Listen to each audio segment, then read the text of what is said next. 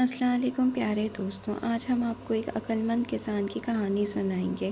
حیدرآباد دکن کے 7 میل دور کولندا نامی ایک شہر ہے، جہاں ایک کسان اپنے کھیتوں میں بیج بو رہا تھا۔ صبح کا وقت تھا، علاقے کا نواب سیر کرتا ہوا وہاں سے گزرا۔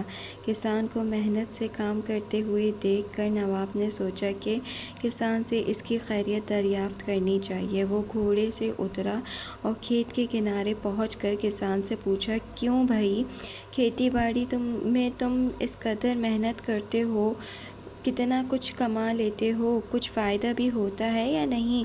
کسان نے سر اٹھایا اور نواب کو کہا، فائدہ کیا جناب، فصل کاٹنے کے بعد اس سے 4 حصے کر لیتا ہوں۔ نواب نے پھر پوچھا، اچھا تو ان 4 حصوں کا خرچ کیسے کرتے ہو؟ کسان نے جواب دیا، ایک حصہ تو حکومت کے ٹیکس میں چلا جاتا ہے، دوسرا حصہ قرض چکانے میں ختم ہو جاتا ہے، تیسرا حصہ ادھار دیتا ہوں اور باقی چوتھا حصہ یوں ہی لوٹا دیتا ہوں۔ نواب کو کسان کی یہ بات عجیب و غریب سن کر بہت تعجب ہوا۔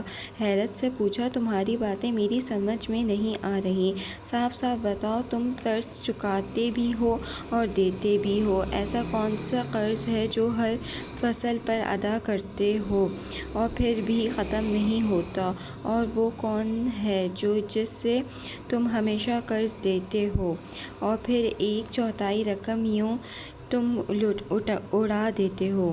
کسان نے جواب دیا، جناب، بات دراصل یہ ہے کہ میرے والد نے ایک ساہوکار سے رقم ادھار لی تھی، والد کے مرنے کے بعد ان کا سود میں ادا کرتا ہوں، ایک حصہ ٹیکس دینے کے دوسرا حصہ یہ ادا ہو جاتا ہے، اور تیسرا حصہ کس سے دیتے ہو؟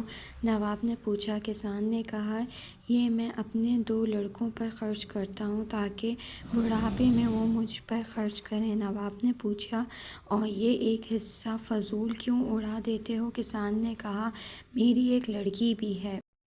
آپ کو پتہ ہے کہ آج کل جہیز کے بنا شادی نہیں ہوتی اور جہیز ایک فضول رسم ہے، چوتھا حصہ اس کے جہیز کے لیے رکھتا ہوں، میری نظر میں یہ رقم لٹانا ہی ہوا۔ نواب کی یہ مللل گفتگو سے بہت متاثر ہوا اور ایک بڑی رقم اسے انعام کے طور پر دے کر رخصت ہو گیا۔ یہ تھی آج کی ہماری ایک عقلمند کسان کی کہانی۔